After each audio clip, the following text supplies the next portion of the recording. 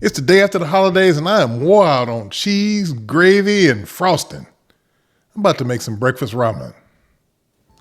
Ever since Thanksgiving, I just kind of decided that I'm going to do whatever the hell I want. I just sat on my butt and ate everything that's put in front of me. No vegetables or anything like that. I like some vegetables, the good ones. And some good old collard greens with a bunch of meat in it. But since we passed the first of the year, I decided it's time for me to kind of clean up my diet. That don't mean I'm going crazy and just going to eat chicken and rice, but I am going to eat some good stuff. Like I'm making this breakfast soup. I'm making it with a lot of vegetables, like them carrots and onions. But, I just decided it's time for me to get my stuff together. Just like it's time for you to get your stuff together and subscribe to this channel. Hit that subscribe button, y'all. And don't think that just because I'm cleaning up my diet, I'm not going to season my damn food. I'm still going to have everything nice and spicy. I'm going to do everything just the way I like it. And you know what I like? I like it when you hit that like button. My wife thinks I'm crazy, but every time you hit that thumbs up, I just run around the house screaming, "They like me, they really like me." But if I think about it, that's far from being the only reason why my wife thinks I'm crazy. If you've been around here any length of time, you know that vegetables are not our favorite thing. So I have to find ways to hide them.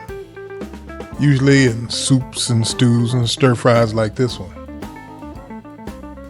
You can see I'm tossing in some broccoli here, but it'll be buried in the soup, so nobody will really notice it that much. My wife said yes, they will.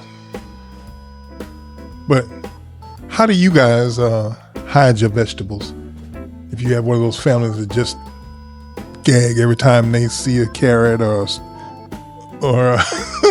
or some cabbage. So where do you hide your vegetables?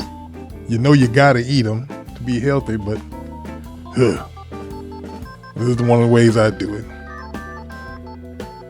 Even though I use instant ramen when I'm making this soup, I discovered that one of the ways to really make it good is to make your own stock. So on Sundays, I tend to take a couple of hours and make some fresh chicken stock. That's what makes this extra special. Then all you gotta do is add in the noodles because you got all your own seasonings in there. And it makes it extra tasty.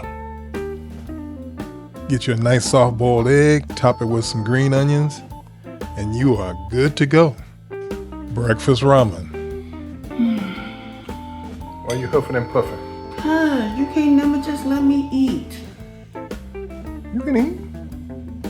Not off camera. Well, that's totally different. Whatever it is. See, look. Damn it. Blow on the chocolate.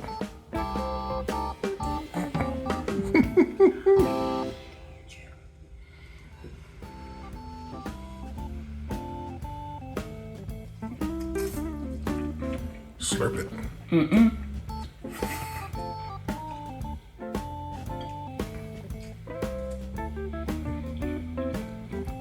At some point, you should probably say something about it.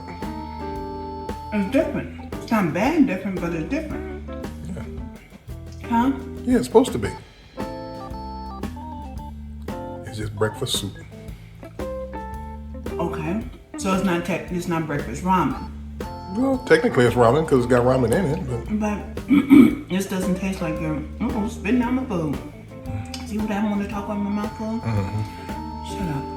It doesn't taste like how you normally make it. What'd you do different?